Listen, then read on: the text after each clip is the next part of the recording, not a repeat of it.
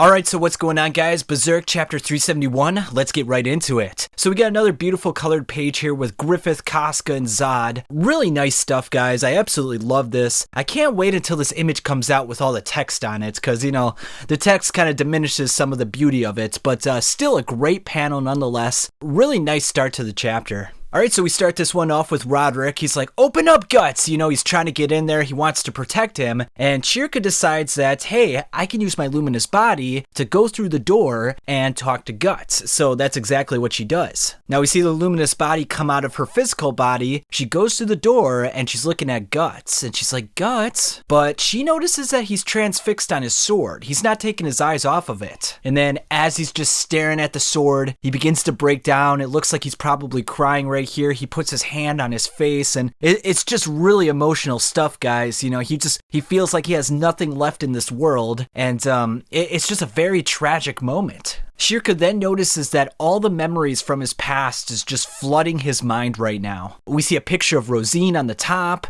We see like the stag beetle and the grasshopper apostles on the left-hand side. We even got a cameo by the rape horse. I mean, who would have thought after all these years that the rape horse was going to be coming back? And there he is, guys.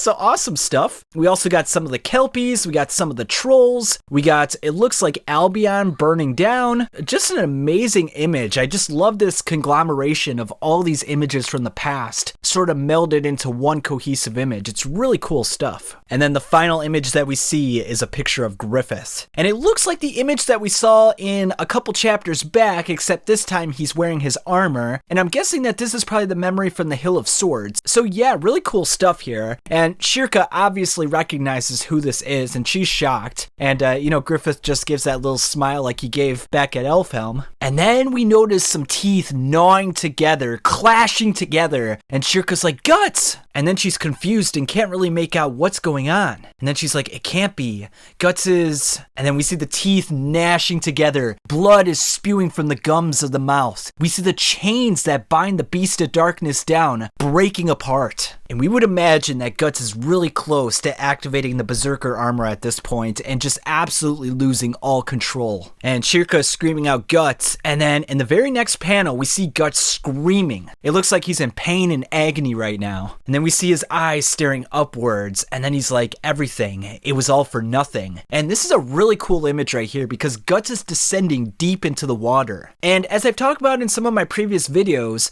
the astral realm is very similar to water, and I also believe that the Berserker armor is supposed to mimic the astral realm in a way. It's supposed to mimic that water-like experience. If you want to know more about this, you can watch this video I made right here. And then as he's descending deeper and deeper into the blackness, into the water, into the depths, he keels over and he's on his side. And the way he's kind of curled up here kind of reminds me of that moment when, remember where he got cut by Gambino and then he curled up with his sword that one night because he was feeling really hot. He probably had an infection. The only difference here is that he doesn't have his sword to curl up to. Well, he does, but he feels like his sword is not reliable enough to be with anymore, I guess. And then Shirka's in a panic. She's on the ground. She's not sure what to do. She returns to her physical body. And then we see Roderick's hand on the door. But unfortunately, Guts is still locked inside and they can't do anything about it. And then we get this passage by Shirka in which she says, sooner or later, it all sinks deep down to be torn apart. And then we see the various shipmates looking out at Elfhelm as it's descending deep into the ocean. It's cracking apart. And then there's this giant whirlpool of where Elfhelm used to be. And then Shirka's like, everything's submerging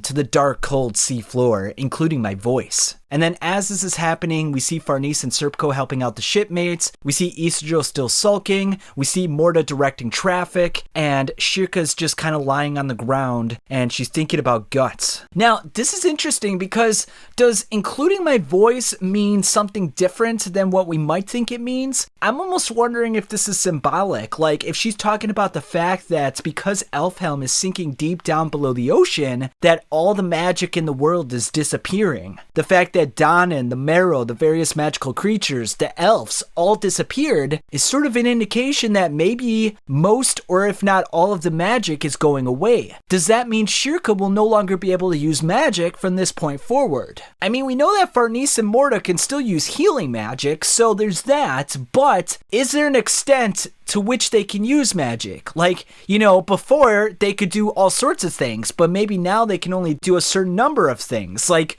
who the heck knows? And then as we see the ship going through the torrential waters, we have this last little scene here of deep below the water, and I think that's supposed to be representative of Guts and his spiritual form, his luminous body that's going deep within himself. And I would imagine very soon in the future, guys, he's going to have a conversation with his Beast of Darkness, and he's going to have to ward off that Beast of Darkness, otherwise it's going to take over his body completely. Alright, so now we got an image of the World Spiral Tree in Falconia, and we see the various branches of the World Spiral Tree. They look to be glowing, and then we see the word "ya," and it turns out that someone's calling for Sonia. They're like, "Hey, Sonia, are you listening?" Now, with the World Spiral Tree, we see pandemonium in the background as well. Now, it turns out that the person that was talking was Mule, and he's like, "Hello, Sonia, are you still there?" But she's not saying a word right now, so Mule just kind of looks over at Irvine, and he's just kind of shrugging. Irvine just kind of grabs onto his hat and he's smiling a little bit. And then it said, "To think the shamaness of the hawk is stargazing. The sun will be up soon. You really didn't have to come out to the outskirts of the city for..."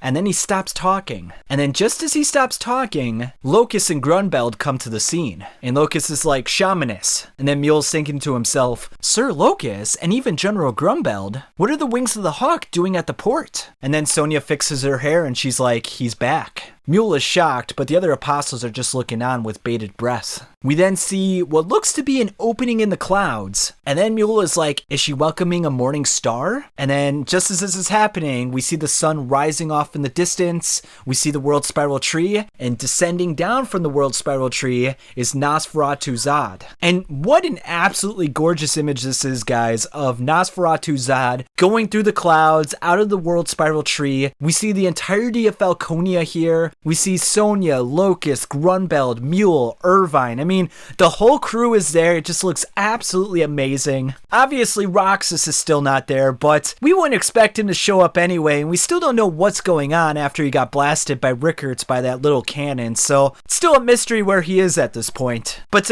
yeah, guys, I mean, this is just an absolutely gorgeous image. Like, this is beautiful stuff, and the studio really took their time and really made this look amazing. I can't believe how good this looks. I mean, it really does look like something Miro would have drew himself. And then we see Zodd descending downward. He's flapping his wings to slow himself down. The resulting wind is kind of knocking back Sonia and Mule. Zodd lands down, and then we can see that Sonia is very shocked just by her eyes right here. And then they're like, "Welcome back, Master Griffith," as everyone is getting down on their knees. Now, what an absolutely amazing chapter, guys. So many great panels and so much is going on. Guts, it seems like he's going to have some sort of an internal battle with his Beast of Darkness. We saw it breaking the chains, so we would imagine at this point that he's going to go inside his own body, inside his own mind, and he's going to have some sort of battle with that Beast of Darkness. At least that's my speculation. Now, I'm wondering what's going to happen to Shirka and the other mages, because it almost sounds like with Elfhelm going down into the ocean, that their magical abilities are going to be limited in some fashion. Maybe I'm reading too much into that, because they could still use their healing abilities, but it almost kind of sounded that way when you read between the lines. But again, I could have been reading too much into that. And then the last thing that's going on here, guys, is Griffith landing down with Casca in his hands. Now, of course, Sonia has a love interest with Casca, and so does Charlotte for that matter. And the fact that Sonia is seeing Griffith, completely naked with a girl in his hands, probably is not going to go too well over with her. I would imagine she's going to be a little irked, a little pissed, and a little quizzical about this. So how the heck is that going to resolve itself? And now that Griffith took down Elfhelm, he accomplished his major goal of getting rid of all the mages in the world, presumably all the mages in the world. What's his next step? Does he just wait for Guts to come to him and take him down? Or does he continue expanding the territory and continue fighting more monsters? I mean, I would imagine he's going to continue fighting more monsters. He already said in a previous chapter that he wants to build an empire like King Geiseric, but we don't exactly know what that entails. details. Now, the last thing that I want to mention as well is that we knew there was some sort of time dilation effects with Elfhelm. The more time you spent on Elfhelm, the more that time would have passed in the real world. Now, according to Yzma's mother, if you spent a couple days or weeks in Elfhelm, that presumably could have been years in the real world. But it doesn't look like any of these characters here, Grunbeld, Locust, Sonia, Mule, it doesn't look like any of them have aged whatsoever. So is that something that the writers forgot about, or did they just not spend enough time in Elfhelm? Again, a lot of questions, guys, but I absolutely love this chapter. Tell me what you guys thought of this chapter in the comments. Tell me what you thought of my theories. Tell me about any of the theories that you thought of while reading this chapter, and I'll catch you guys on the flip side.